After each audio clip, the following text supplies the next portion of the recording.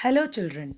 Today we are going to learn the play Merchant of Venice, Act 1, Scene 1. In last class, I had introduced you the characters of the play, which you will come across throughout the play. Today, I have a scene here to present which is happening in Venice, a street. Venice, a place, and this scene is happening in a street. Here the characters are Antonio, Salarino, and Salanio. Yes, children. Now, I'll be reading the text for you. You will be holding your textbook and you will repeat after me after each extract.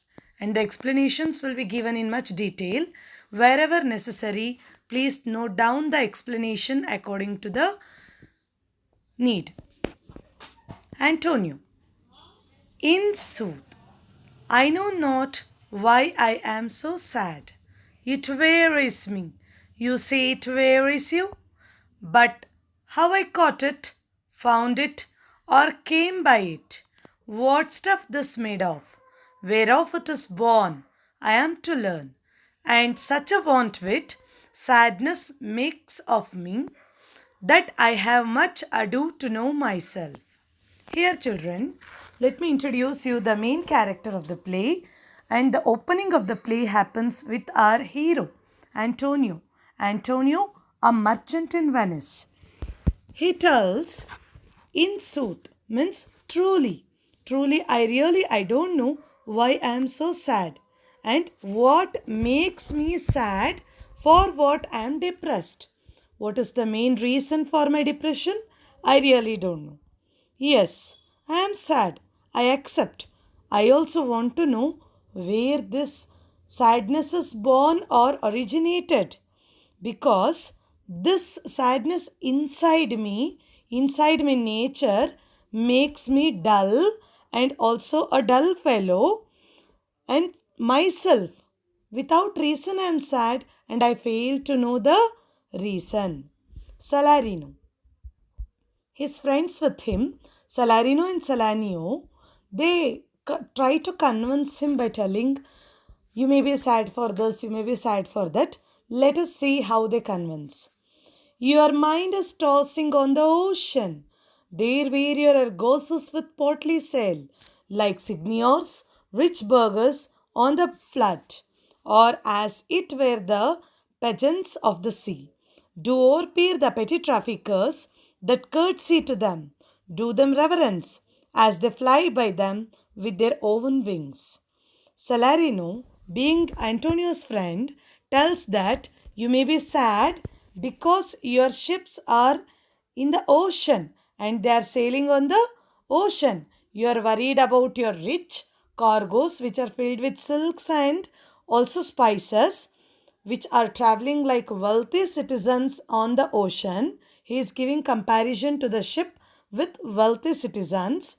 The large ships may be taking their procession, followed by many small ships, and you may be worried what may be happening to my ships. This may be your worry on Antonio. So, there who was present, Salanio, he continues. The same convincing nature both friends had, and they wanted Antonio to see happy. Salanio takes the lead now. Believe me, sir, had I such venture forth, the better part of my affection would be with my hopes abroad.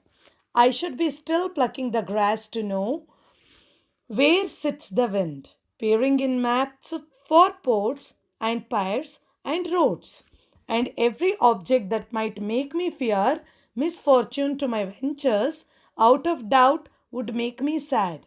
Salanio tells that, believe me, Antonio, sir is referred to Antonio, in case if I were to be a merchant, in case if my ships were to sail in ocean, seriously I would have been much in worry. I would have taken plucked the grass and kept in the wind to see which side it bends, to check which side the winds are blowing in the ocean and which side my ships are sailing. Whatever it is, sir, every minute I would have gone through the maps harbors and channels, and I would have imagined my ships in danger. This would have really been the cause of my worry, and I would have been really sad.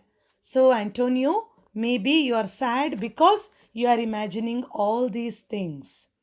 Again, Salarino continues. My wind, cooling my broth, would blow me to an ague.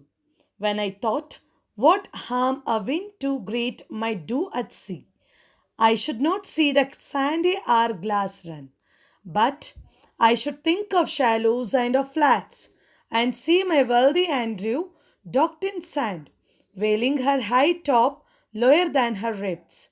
To kiss her burial, should I go to church and see the holy edifice of stone, and not bethink me straight of dangerous rocks, which touching but my gentle vessel's side, would scatter all her spices on the stream, enrobe the roaring waters with my silks, and in a word, but even now worth this, and now worth nothing. Shall I have the thought to think on this, and shall I lack the thought that that such a thing bechanced would make me sad? But tell me not. I know Antonio is sad to think upon his merchandise.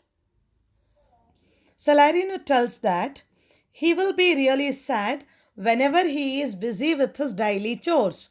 Daily chores, routine things, and some of the things when he sees will make him to think about his argoses. Argoses means big ships, cargo ships. So Salarino tells that in case if his ships are in ocean, whenever he is blowing upon the soup he want to drink, he will remember about the waves in the ocean, how they are troubling the ship. And whenever he will look at the hourglass, means which is filled with sand, every hour they will turn ups and down to see the time, to count the time 1 hour. That hourglass in olden days, he is telling here. So Salarino tells that whenever he looks towards that hourglass which is filled with sand, will remind him of the sand which is in the ocean, and in which his ships may be stuck or wrecked. He will be worried about his ships in the sandbanks that make him imagine how his ships are grounded, and how its mast, MAST mast, its sides of the vessel, sides of the ship are dipped or wrecked in the sand. So, and even he tells that whenever he goes to the church and when he kisses the edifice, it will make him to think about the rocks in the ocean. Here edifice means the rock which is kept as one sacred rock which Christians kiss whenever they go to church. Same thing he tells, whenever he kisses the edifice, he will remember the rocks in the ocean, and he will imagine his ships which may be getting damaged inside in the ocean, and the spices and silks getting scattered in the ocean. In short, he is trying to explain what all he may imagine about the damaging of the ship, and what all may turn him sad. Yes, children, in next slide we will learn the reply of Antonio.